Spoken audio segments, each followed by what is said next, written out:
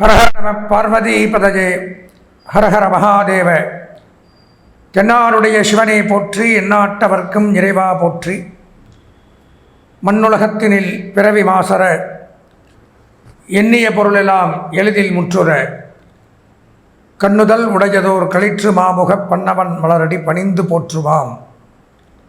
எல்லாம் வல்ல உமையொருபாகனுடைய பெருங்கருணையினாலே அன்பார்ந்த எங்களுடைய நெக்ஸ்ட் ஜென் தொலைக்காட்சி நேயர்களுக்கு உங்களுடைய ஜோதிட ஆச்சாரியர் ஜோதிட குரு சிவஸ்ரீ சரவணமாணிக்க சிவாச்சாரியர், முதல்வர் காஞ்சி காமகோடி பீடம் வேத சிவ ஆகம குருகுலம் சங்கரமடம் காஞ்சிபுரம் அடியனுடைய பணிவான வணக்கங்கள் மற்றும் ஆசீர்வாதங்கள். அலைபேசி 9865 9837 9865 98370.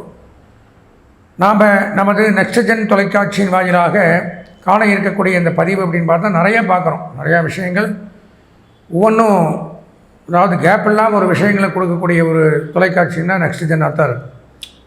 அதாவது அடுத்தது எதையுமே தேடி வெளியில் எங்கேயும் போக வேண்டாம். அந்த டைமுக்கு அவங்களுக்கு என்ன தேவை, மக்களுக்கு என்ன தேவை, ஆன்மீகமாக இருக்கட்டும் ஜோதிடமாக இருக்கட்டும் அப்படிங்கிறத அறிந்து அதற்கு முன்பாகவே நாம் அதற்குண்டான விஷயங்களை நம்ம பதிவில் போட்டுன்னு வரோம்.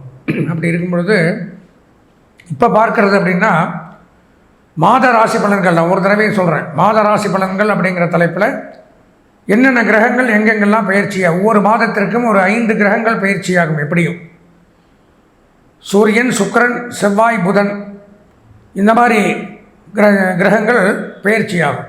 ஒரு பயிற்சியாகும் பொழுது கடந்த மாதத்தில் நம்ம ஏதாவது கஷ்டங்கள் பட்டிருந்தோம், ஏதாவது சிரமங்கள், எதிர்பார்த்த காரியங்கள் நடைபெறவில்லை, நமக்கு மட்டும் ஏன் இப்படி அப்படின்னு பலவிதமான கஷ்டங்களோடும் வெளியில் சொல்ல முடியாமல் துயரங்களோடும் துன்பங்களோடும் இருக்கக்கூடிய நமக்கு இந்த மாதம்னாச்சும் ஏதாவது ஒரு விடிவு காலம், இந்த மாத ராசி பலன்களில் ஏதாவது பயிற்சிகள் நடந்து ஒரு விடிவு காலம் கிடைக்குமா அப்படிங்கிற ஆவலோடு ஒவ்வொருத்தரும் பார்த்திங்கன்னா அன்றாட ராசி பலனை பார்க்குறவங்க எத்தனை பேர் இருக்காங்க தெரியுங்களா? டெய்லி எந்திரிச்சா காலண்டரில் இப்போல்லாம் ஆன்லைன்லாம் கிடையாது, இப்போல்லாம் காலண்டரில் 12 ராசிக்கு ராசி பலன் போட்டிருப்பாங்க. அதை பார்த்துட்டு இன்றைக்கி எனக்கு வெற்றின்னு போட்டிருக்கான், இன்றைக்கி தோல்வின்னு போட்டிருக்கான், இன்றைக்கி சந்திராஷ்டமன்னு போட்டிருக்கான். நான் பேச்சு வாக்கில் நம்ம கூட பேசுகிறவங்கள்ட்ட அப்படியே கலந்து உரையாடும் போது இந்த மாதிரி வாக்கியங்கள் அன்றாடம் பார்க்குறதே எவ்வளவு. அன்றாடத்தில் என்ன மாற்றம் வரப்போகிறதில்ல. 2 நாளைக்கு ஒருக்கா கூட ஒரு மாற்றம் வரலாம் சந்திரன் பயிற்சி ஆகிறதுனால. மற்றபடி பார்த்தீங்கன்னா ஒரு மாதம் 1.5 மாதத்துக்கு ஒருக்கா நடக்கக்கூடிய விசேஷங்களில் தான் 5 கிரகங்கள் பயிற்சி ஆகும். அதில் முக்கியமான மாற்றங்கள் அப்படிங்கிறத எதிர்பார்க்கலாம். அதற்காகத்தான் இந்த மாத ராசி பலன்கள் அப்படிங்கிறது ஒரு முக்கியமாக ஒரு தலைப்பாக எடுத்து நமது நெக்ஸ்ட் ஜென் தொலைக்காட்சியில் நாம் பண்ணிட்டு வரோம். அந்த அடிப்படையில் பார்க்கும் பொழுது நாம் இப்போ பார்க்க போகிறது அப்படிங்கிறது 2025ஆம் ஆண்டிற்கான டிசம்பர் மாத பலாபலன்கள். இந்த வருஷத்தினுடைய கடைசி மாதம் 2025. பல பேருக்கு நல்லது பண்ணியிருக்கலாம், பல பேருக்கு சங்கடங்களையும் கொடுத்துருக்கலாம். அப்பேற்பட்ட அந்த சங்கடங்கள் கொடுத்தவர்களுக்கெல்லாம் சங்கடங்கள் நீங்கக்கூடிய இந்த டிசம்பர் மாதம் கடைசி மாதமாக இருக்குது. இந்த மாதத்தில் அடுத்த பதிவு எங்களுடைய இது வரும் புத்தாண்டு ராசி பலன்கள். 2026 இந்த 12 ராசிகளுக்கு எப்படி இருக்க போகுதுங்கிறத தெளிவாக நம்ம பார்க்க போகிறோம் அடுத்த பதிவில். இந்த ஆண்டினுடைய இறுதி மாதம் டிசம்பர் மாதத்தில் இந்த 12 ராசிகளுக்கும் எப்படி இருக்குங்கிறத வாங்க உள்ளே போய் பார்க்கலாம். அன்பார்ந்த எங்களுடைய விசாகம் அனுஷம் கேட்டை ஆகிய நட்சத்திரத்தில் பிறந்த விருச்சிக ராசி நேயர்களுக்கு மாத ராசி பலன்கள் அப்படிங்கிற தலைப்பில் மங்களகரமான விஸ்வாவச வருஷம் 2025ஆம் ஆண்டு டிசம்பர் மாதத்திற்கு உண்டான பலாபலன்களை தான் இப்போ பார்க்குறோம். இந்த மாத பலாபலன்கள் எப்படி இருக்குது விருச்சிக ராசிக்குன்னு பார்த்தால், ராசியிலே புதன் சுக்கிரன் சேர்க்கை மிக அமைப்பு. உத்தியோகத்தில் வேலை செய்ய முடியாத அளவு பணிகள், அவ்வளவு. அதாவது தனியார் துறையில் பணியாற்றக்கூடியவர்கள், தனியாக தொழில் நடத்துபவர்கள், வியாபாரம் பண்ணக்கூடியவர்களுக்கு அபரிமிதமான யோகங்கள். தொழில் முன்னேற்றம், தொழிலை விரிவுபடுத்துதல், பல கிளைகளை அமைத்தல், அதன் மூலம் வருவாய் அதிகரிக்கும். அதே மாதிரியே குறிப்பாக கணக்கு வழக்கு பார்ப்பவர்கள், ஆடிட்டிங் டிபார்ட்மெண்ட், அட்வொகேட்ஸ், லா படிப்பவர்கள், சட்ட ரீதியான துறையில் கையாளக்கூடியவர்கள், இந்த மாதிரி துறையில் பணியாற்றக்கூடியவர்களுக்கு நன்மை. சுக்கிரனும் ராசியிலே இருக்கிறதுனால கணவன் மனைவிக்குள்ள அந்யோன்யங்கள் ஏற்படும், கருத்து வேறுபாடுகள் விலகும், புதிய நட்புகள் பெருகும். புதிய நட்புகளால் பலவிதமான ஆதாயங்கள் கிடைக்கக்கூடிய அமைப்பு அப்படிங்கிறது உண்டாகும். உயர்ந்த மனிதர்கள், பெரிய மனிதர்களை சந்திக்கலாம். ராசிக்கு 2ஆம் இடத்துல சூரியன் செவ்வாய், அதனால் கொஞ்சம் பேச்சுவார்த்தை கவனமாக இருக்கணும். 2ஆம் இடத்துல சூரியன் இருந்தால் வாக்குஸ்தானத்தில் சூரியன் சொல்லுவாங்க. இப்போது ஏதோ ஒரு வார்த்தையை விட்டுருவோம், ஏதோ ஒரு இடத்துல முக்கியமான நபர்கிட்ட பேசும் பொழுது ஒரு கடுமையான சொல்லை கையாண்டுரும். நம்ம இத்தனை நாள் சம்பாரித்து வச்சே பெயர் புகழ் மரியாதையெல்லாம் அதை குறைச்சி நமக்கு தேவையில்லாத சங்கடங்களை உருவாக்கக்கூடிய அமைப்பு உண்டாகும். அதே சமயம் தகப்பனாருடைய உடல்நலத்தில் கவனம் தேவை.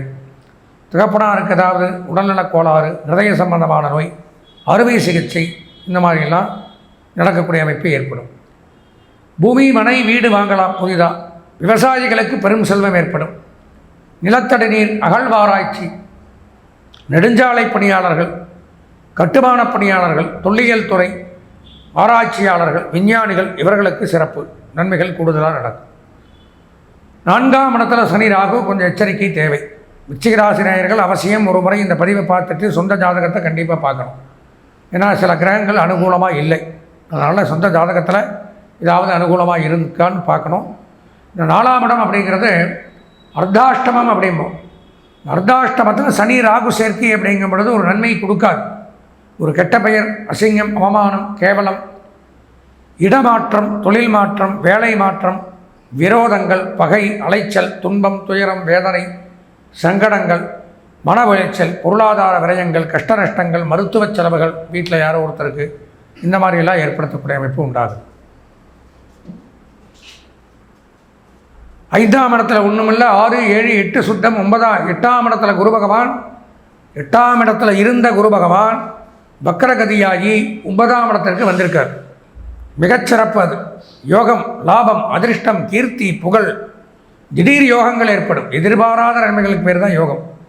திடீர் யோகம், திடீர் அதிர்ஷ்டங்கள், வீடு, மனை, வாகனம், திருமணம், குழந்தை பாக்கியம், பொன் பொருள், ஆடை, ஆபரணங்கள், வீட்டிற்கு தேவையான பொருட்களை வாங்கி மகிழ்வது, மகிழ்ச்சிகரமான சம்பவங்களில் கலந்துக்கிறது, சந்தோஷமான நிகழ்ச்சிகளில் கலந்துக்கிறது, சந்தோஷமான நிகழ்ச்சிகளை நடத்தி பார்க்கிறது, இதில் எல்லாம் பெருமைப்படலாம். 10ஆம் இடத்துல கேது. அதனால் வெளிநாட்டில் தொழில் பண்ணலாம். வெளிநாட்டில் ஏற்கனவே இருக்கக்கூடியவர்களுக்கு அங்கே பதவி உயர்வு, சம்பள உயர்வு, பாராட்டுக்கள் எல்லாம் குவிந்த வண்ணம் இருக்கும். பொதுவாக விருச்சிக ராசின்னு பார்த்தோம்னா இந்த டிசம்பர் மாத பலாபலன்களில் ஒரு 70% நன்மைகள் அப்படின்னு சொல்லலாம்.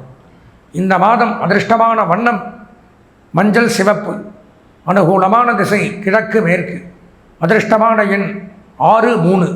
வணங்க வேண்டிய தெய்வம் கந்தக்கடவுள் முருகப்பெருமானை வணங்கி இந்த மாதத்தை இனிமையான மாதமாக மாற்றிக்கொள்ள ஆசீர்வதித்து விடைபெறுகிறேன். நன்றி, வணக்கம்.